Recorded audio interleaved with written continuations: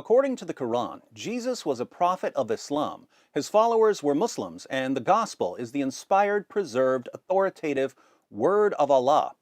But when we go to our earliest records, we find Jesus claiming to be the divine Son of God who would die on the cross for sins and rise from the dead. Jesus' followers proclaimed him as their risen Lord.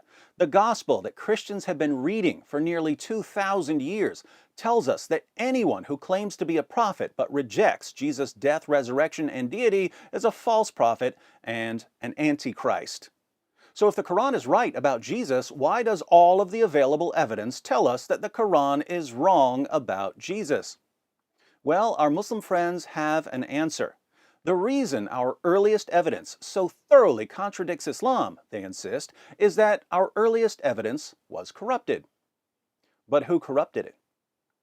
Notice that their options here are quite limited. Muslims can't blame Jesus for corrupting the evidence, since Jesus was a Muslim prophet according to the Quran. Nor can they blame Jesus' original disciples for corrupting the evidence, since Jesus' original disciples were devout Muslims, according to the Quran. So they need a villain who wasn't Jesus or one of his original disciples, but who was still powerful enough to corrupt Christianity in the first century. Who had that kind of power in the first century? The only name that Muslims have been able to come up with here is Paul. So if you've ever wondered why Muslims spend so much time attacking Paul, it's not because Paul is somehow especially untrustworthy or controversial. It's because they have no one else to blame for Muhammad's abundant historical blunders. But there's a problem here. It only makes sense to blame Paul for all of the evidence that contradicts Muhammad's claims if Muhammad is significantly more reliable than Paul.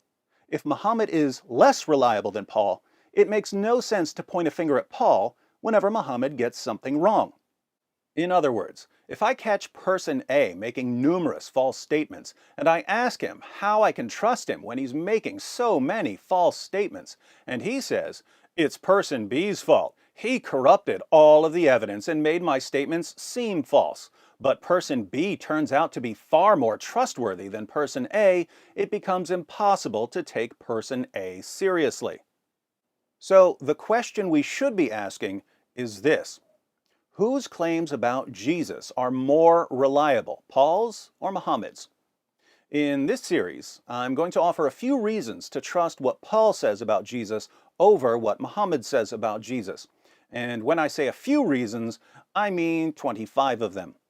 Some of these reasons, taken individually, wouldn't be enough to reject what Muhammad says. But when we consider all of the reasons together, it's pretty clear that Muhammad's claims about Jesus are about as reliable as a CNN special on the origins of Islamic terrorism.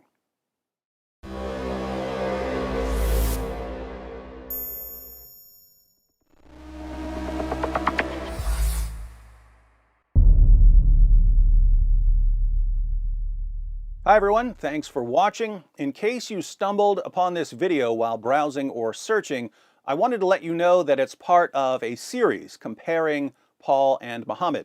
So if you'd like to see the full series, be sure to click on the playlist.